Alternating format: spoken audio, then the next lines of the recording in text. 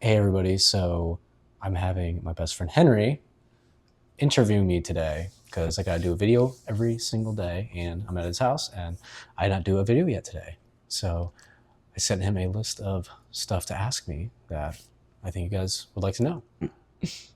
My first question, Jeremy, is can you share a bit about your journey? What led you to focus on the law of attraction and money? Like what was your thing of like made you that wanted to do it? So when I was younger, I have always liked money. I've always liked money when I was younger. And I don't know why, I've just been fascinated with how it worked and understanding it. Now, do you think was it your family that made you think that way, or do you think that was just something that of your personality? I don't know. That's a good question. Not my family because we weren't like rich or anything. We were well off.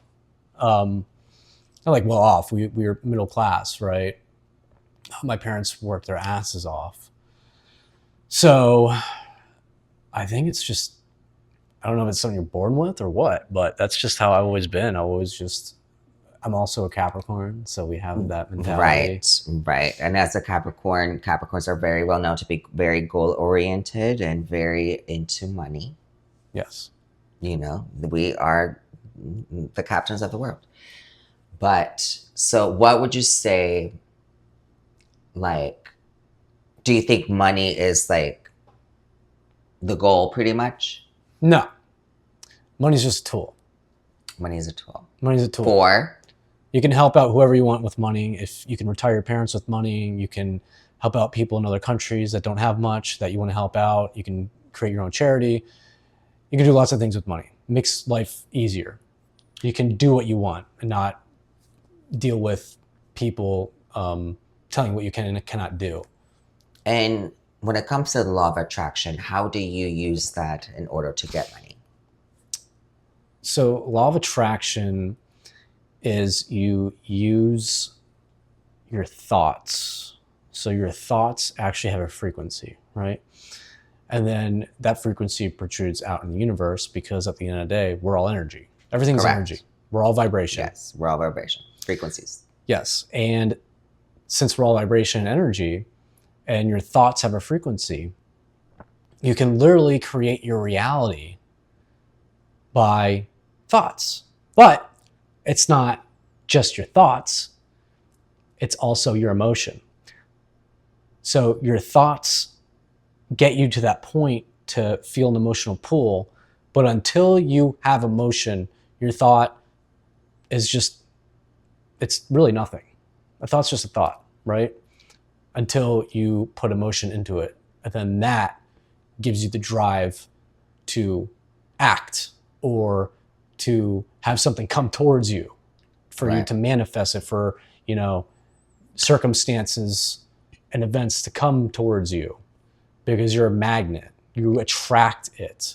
You don't go out and get it, you attract it. It comes to you. You don't go to it.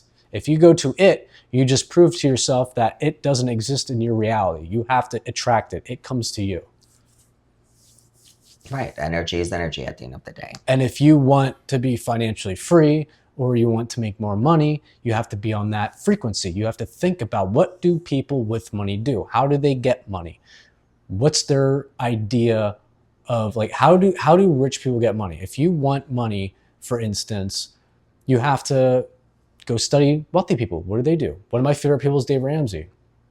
A lot of people don't understand that simple concepts of spending less than you make, investing 15% of everything you make, is how most people get wealthy. Like, you are guaranteed to become wealthy if you do that. It's super simple. It's just people see things, the next shiny object, and they're like, oh, that's how I'm going to get rich. That's not how you get rich, because you can't keep it. If you see a shiny object, just like you see the lottery, people win the lottery all the time. And I think they said the statistics is within 5 years, those people go broke because they don't understand the concept of Right. money. And they don't realize The just because majority you of them have do. money, then you're going to spend all of your money in 5 years because you don't understand how money works. That's why people are Right. broke. They're not educated. Yeah. And that's one thing. Don't you think education is part of the problem? Yes, it comes in money education. And it's not just education. You can be educated on money. I know plenty of people who have a lot of money, way more than I do, but they still do dumb shit with their money all the time. Now, can they afford to? Yes. But you can't keep doing it for long periods of time. Was there a specific turning point or experience that solidified your belief in the law of attraction? When I got over my substance abuse issue, because I didn't know that I could create my reality. I didn't know anything about this. I didn't know anything. I was, I just thought life happened to you. I didn't know that there's this whole concept of reality that I can control it. Well, you don't want to control it, but you want to be able to attract it. Right. So you need change control to attract, because when you try to control something, it actually slips out of your fingers, just like water. You can't catch water by grabbing it. You catch water by lifting your hand up and just letting it be there. So that's why you have to, that's the way you do it. Yeah. So do you think when it became the addiction, when you had it, was it hard to have something like the law of attraction around you? Were you using it when that happened, or that was something that happened after the fact? I was in rehab with a multimillionaire. I've never been around money. Didn't know anyone who had $1 million. This guy was a multimillionaire. He told me all about it. And then I ended up relapsing. I ended up relapsing. But I remembered everything he told me about the law of attraction. And since we have Capricorn, I money interests me. Not the love of money, just money in general.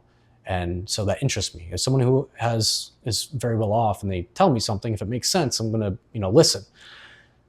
And you don't have to, be rich for me to listen. It doesn't matter. If you make sense and it makes sense to me, then I'm going to listen. But no, I used it after I relapsed. The last run I had with substance abuse issues is that, as I used that to get over it. And I remembered everything. And I just remember when I was to my wit's end and I was like, I can't do this anymore. And then I remembered everything about the law of attraction. I remember I was like, okay, so how am I going to get out of this? It's because how I got out of it was instead of focusing on the fact that once an addict, always an addict, and, all the things rehab taught me, society taught me, and that, how does someone who's been a substance abuse, who's done substances for 6 years, how you just quit? You don't just quit. But I ignored all that. It takes a lot of willpower, right? Yeah, I didn't believe any of that. I ignored it all. That's the thing. I ignored it all to the point where I believed that I was a different person because the past doesn't exist. The memories of the past exist. Right.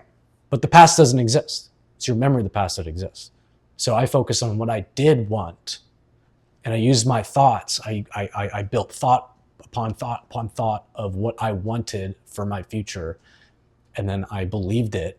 And I went after my goals that I had. And that's how I just stopped. And I had absolutely no need, no desire whatsoever to do substances. And how long did it take for you to go from that point to the point that you're talking about? When I stopped, I stopped. When I had the idea and I was just finally over it, I stopped like that. But I had that information. And I applied that information. Right. And you knowledge isn't power. Applied knowledge is power. And how did you transition from learning about these principles to sharing them with others? It worked for me, and I wanted to help others out because I feel like this is the knowledge that could help a lot of people out. So how would you define the law of attraction, especially for people who might be new to it? Everyone has an idea of what a law of attraction is, but how would you describe it yourself? So the law of attraction is actually a secondary law. The primary law is the law of vibration, which means everything is energy. Everything is vibration. And your thoughts have a frequency. It's all vibration. And if you can use those thoughts and you use your emotion with those thoughts and you think about what you want instead of what you don't want, and then you feel it, that can help you get from where you are now to where you want to be. Now, what would you say the key principles or steps are, or people should follow to manifest abundance? I would first ask yourself, what are your goals? What are your goals? Figure out what you want.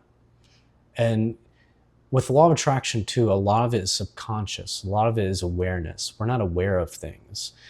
And a lot of people will be like, oh, I want $100,000 or I want that fancy car, which is okay and that's great. And you can get anything you want, but you also got to ask why. Why do you want these things? People don't realize this. We self-sabotage ourselves all the time. And that's because you don't feel like you can have anything.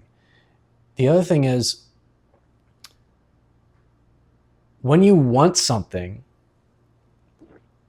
you want it. So how are you going to attract something that you feel like you don't have already? You have to feel as if. Feel as if. Feeling is the secret. You got to feel as if you already have it. And then you have to use your action part. Now, don't do an insane amount of action where you're just focusing on getting that thing and that's all you focus on, and then to the point where you burn yourself out. That's not what you're not attracting. You're trying to manipulate. So you're basically saying you have to 110% believe that you're going to have that idea. Yes, you have to believe it, and then you have to put in action. So faith without works is dead, right? You can have faith and believe you have something, but until you put in the works, it's not going to happen. But it's not only thinking, it's about feeling, correct? Feeling is the main thing. Yeah. Feeling is the main thing. If you don't feel, it's just a thought. A thought doesn't mean anything until you put feeling to it.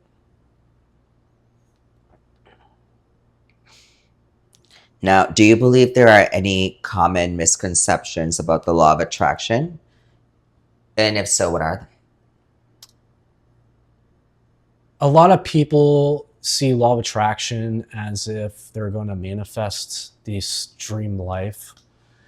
And the thing is, Would you call it wishful thinking in a sense? you should have wishful thinking, but that doesn't mean you're going to be happy. Because you can manifest or attract anything you want, but is it going to make you happy? You got to first find your happiness. And the other thing is, once you have your happiness, you don't need anything. And when you don't actually need anything, that's when you're going to attract all those things. Because why would things come to you? Why would things come to you if you don't believe you already have them? And you're not grateful for what you have now. If you're focusing on all the stuff you want in the future, but you're not grateful for what you have now, what you have now is going to get taken away from you. And then you're going to get upset and you're going to say, well, law of attraction doesn't work, when it's a literal universal law. It works 24/7, 365, if you believe it or not, because you aren't happy with yourself. And then a lot of people use the law of attraction as a crutch. You know, they use it as a crutch. They start doing a bunch of research. And why do you think that is? They use that as a crutch. Because we're human beings have addictions. We're so it's just an addiction, really, right? A lot of people get into personal development, and it's because they don't want to do the action. That's the thing. They don't want to do the action. They just want to think that they can believe something and it'll happen, but they don't want to do the action because they don't actually believe that it will happen.